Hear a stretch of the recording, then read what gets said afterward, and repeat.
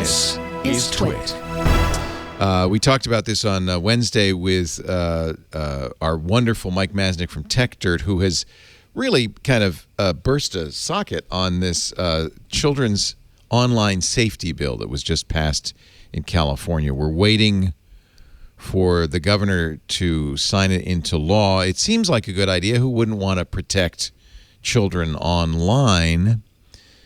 And of course, if you're not in California, you're probably thinking you can take the Rod Pyle lower third down. I don't know why that's there. But, there is no Rod Pyle in this story whatsoever.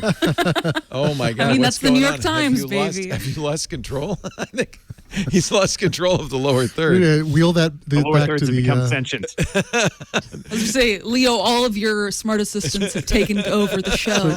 Scrub the launch. Scrub the launch. Yeah, that was the Artemis story. That'll be coming later. None of you are in California, right? Dan, are you in Cal? I can't remember where you are, Dan. Massachusetts. Massachusetts. That's why your window is open. If you were in California, you would be Oh my hunkered God. down now. It's about 109 degrees outside. Oh, yeah, and you guys don't believe in air conditioning, right? Yeah, that's the funny thing is people in California say, well, we have natural air conditioning until it gets hot, and then I was going to say. and then we don't. They don't say much of Climate anything. change might change that for you. Yeah. So this is maybe not on your radar, but it sure is for us in California. And Mike Masnick, who's also in California. The New York Times story about this, you would never, think there was a problem. The California Age-Appropriate Design Code Act requires any website, unlike COPPA, where it only affects websites that are aimed at children. This is a website, any website that might have somebody under 18 visited, which I think is any website. Certainly ours, certainly Mike Masnick's. So if you have the potential that somebody under 18 might visit your website, then you are required to, first of all, know the age of everybody who visits your website. Problem number one, that's pretty intrusive. We don't know the age of anybody who listens to our shows or visits our website. I don't want to know their age, but in order to enforce this law, I need to. In fact, Mike's concern was, am I going to have to do age verification? And if I do, how am I going to do that? He says it may be Face ID. You may have to start, because you've got to know how old these people are. Then you have to look at every single feature of your site and do what they call a DPIA, kind of like an environmental impact report on each feature of your site and how it might affect people under 18. And that has to be, you have to do it because it has to be available should the Attorney General of California ask. You have 72 hours to produce that. Yeah, this surely feels like the kinds of rules that go into effect in countries that are trying to prohibit speech or use workarounds. Like India has imposed laws, and Russia has imposed more draconian ones. And even India, ostensibly a democracy, has imposed laws that restrict freedom in the name of safety or freedom from libel or other things, and they're meant to chill speech. And this isn't per se designed that way, but it has all the hallmarks of one. It's expensive or impossible to implement. It's probably, I'm not a lawyer, it's probably unconstitutional based on what I'm reading. Does not seem to fit within the permissibility of how this could possibly be enforced. So the burden is undue, and it's chilling of speech. And so you're kind of like, well, how did it get this far? I think Mike pointed out in his articles, like, well, nobody wants to, you were saying, oh, no, I'm opposed to protecting children online. Yeah. Just clip that out, what I just said, right? Yeah. Glenn Fleishman is opposed. I'm not, but no one's going to vote. No politician is going to say, I'm voting against the protecting children from terrible things online bill. Exactly. It's, which is why it passed in the Senate 30-0. Don't we do this every few decades? I mean, I'm remembering when I was a teenager, the Communications Decency Act was the big sort of hot button issue at the time, which, that was the heady days of 1996 or so, right? Where the internet was not at all what it is today. But there was still the sort of the same idea, like, we've got to figure out a way to flag stuff that might be objectionable so that people aren't exposed to it. And ultimately, I think it ended up being sort of impossible to deal with, because how do you do that, right? How do you do that on the internet? how do you control for that kind of information if you can't even control for it in, other public sphere spaces? It seems, I agree with Glenn, it seems like an unduly onerous task for people who are, otherwise trying to be law abiding.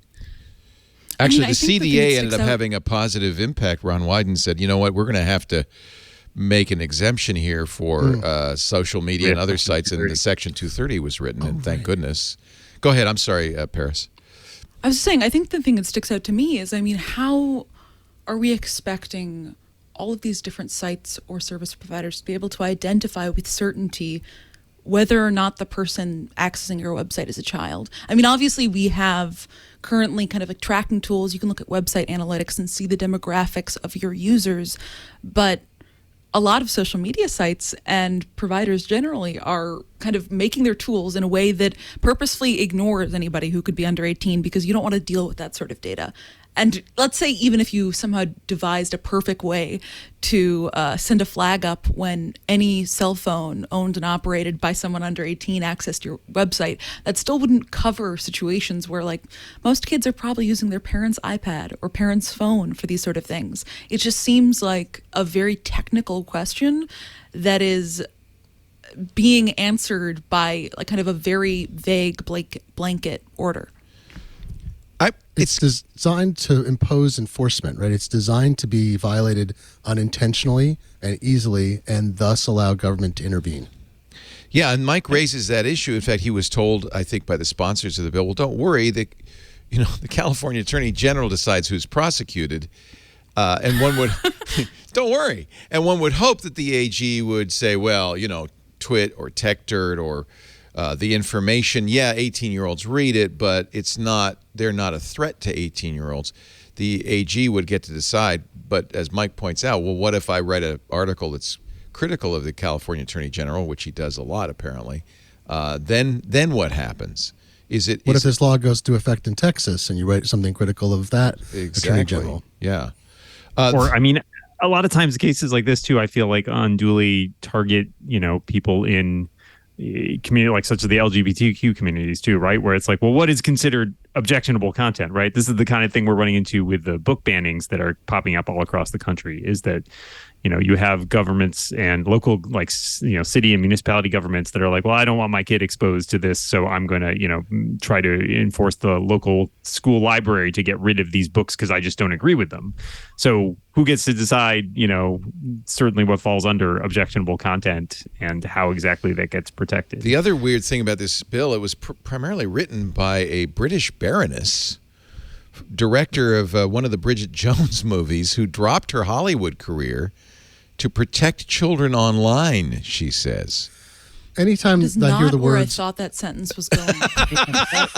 That's a weird direction. Anytime I hear United Kingdom and protect children, I want to run the other direction, because they're so bad at everything they do there. There's been so many scandals and conflicts.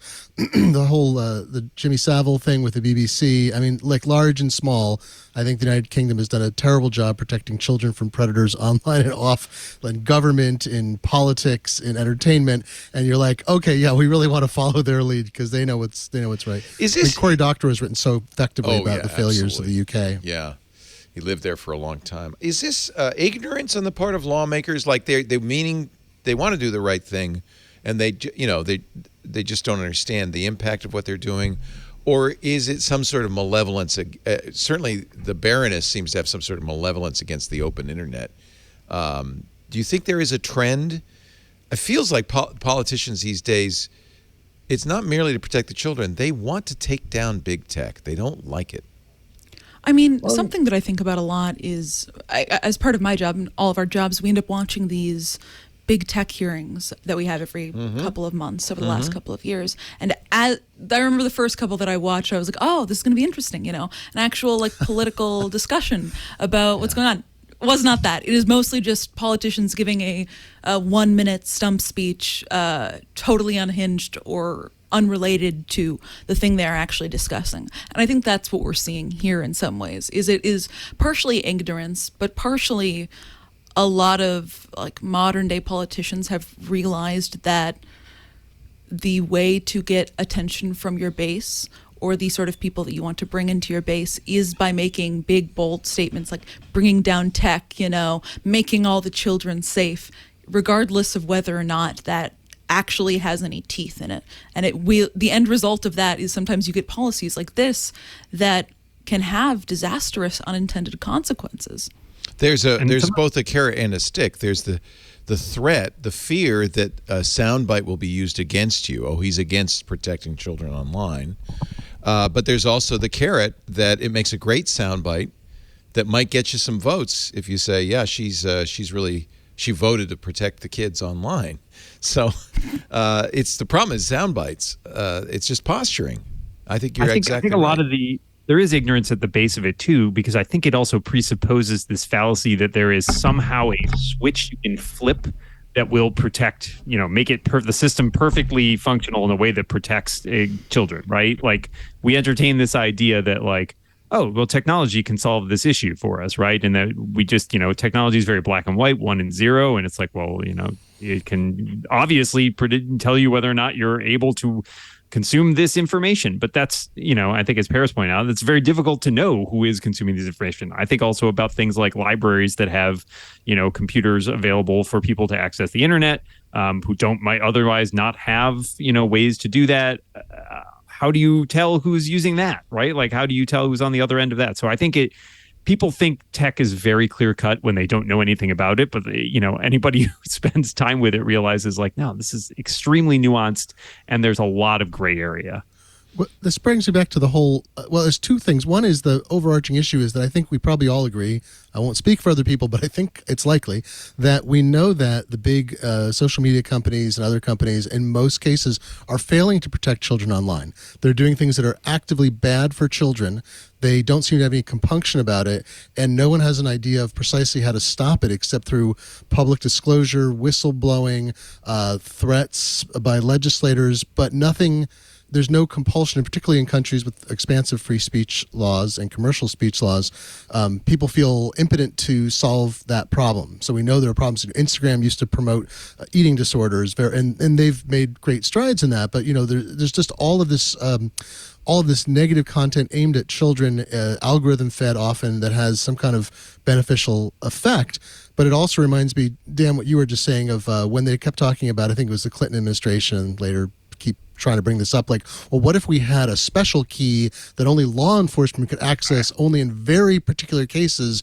Otherwise, the encryption would be perfect and protected. When they were talking about end-to-end encryption. It's like, well, there's no way to build an algorithm like that. And every encryption expert in the world agrees, but nobody on the political side wants to accept that. They don't want to accept the technological problem that you can have a system with a key that only legitimate parties can use. Same thing here is, how do you prevent harm to children, which is active and underway, without also chilling speech? I was terrified for my children as they grew up in this environment, and fortunately I think we managed to avoid any significant problems, but I'm sure we all have stories, or know people have stories, of children being harassed online or singled out or groomed or so forth. It's just a massive problem made worse by many of these companies.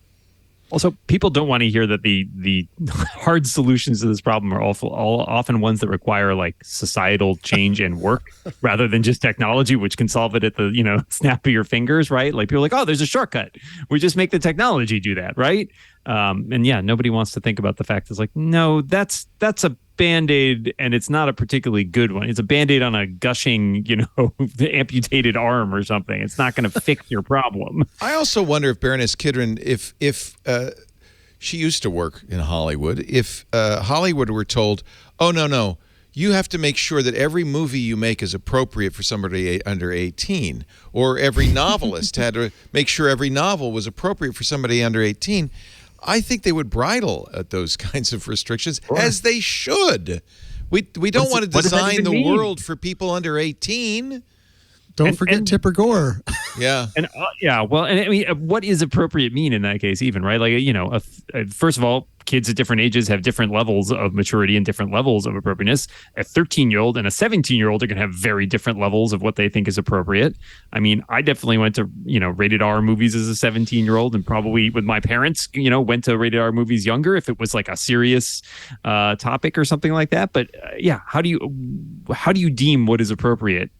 The ratings actually is a good system, because all the ratings were designed to do is to inform you or parents ahead of time. Here's the content, not to censor the content. So I'm not sure the rating. I think the ratings kind of worked. I don't know. Would you want to rate every website on the internet and say this website rated R? I don't know if that's appropriate either. Yeah.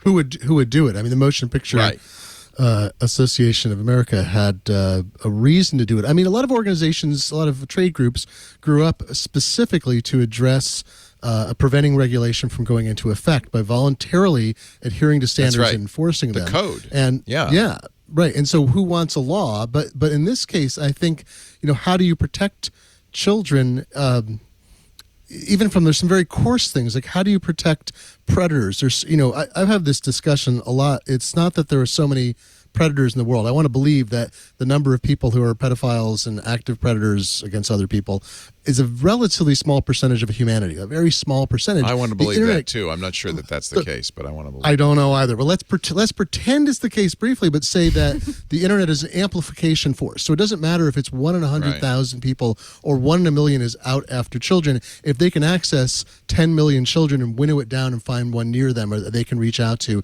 it's a yield issue. And so online services need to impose their own protections that reduce that yield potential. And that's where I think things are failing, is I don't think they have a motivation to do it. There's no financial benefit. There's no regulatory framework. And they haven't yet suffered significantly from it. So when there's backlash, like there was a lot of backlash against Facebook for all the revelations from, I forgot, the group in England. Cambridge Analytica. Yes, thank you. Right. So they had backlash. It seemed like it affected their market price. There was the threat of a lot of regulation. There were open hearings, right? But I don't think we've seen the same concerted effort that's gone into the sort of diffuse choices that have led to children being endangered. Occasionally something will leap up and Facebook will say, okay, we're going to disable all comments on videos uploaded by people under 18. Or didn't they just say they're going to make all uploaded videos private by default on YouTube? Is that it? If you're under 17, yeah. Right. So these Band-Aids, but they do it only in response to the most outrageous stuff. So it's possible this law being passed, maybe it gets signed, it's held up instantly in the courts. Obviously, you can imagine every giant tech company files for an injunction, and it takes years to resolve, conceivably. I also can imagine every state legislature, well, at least Texas, Florida, and others, saying, good idea, and passing a similar bill. Which makes it harder but with and harder. Their own slant, like specifications for what is good or bad for children. Right. Obviously, given what we've seen in Texas, that would probably include a lot of anti-LGBTQ sort of points, as well as maybe content around women's right to choose is also considered bad for children. I think it gets really tricky when you are handing over like content controls and censorship opportunities to these different state legislatures in such a vague way.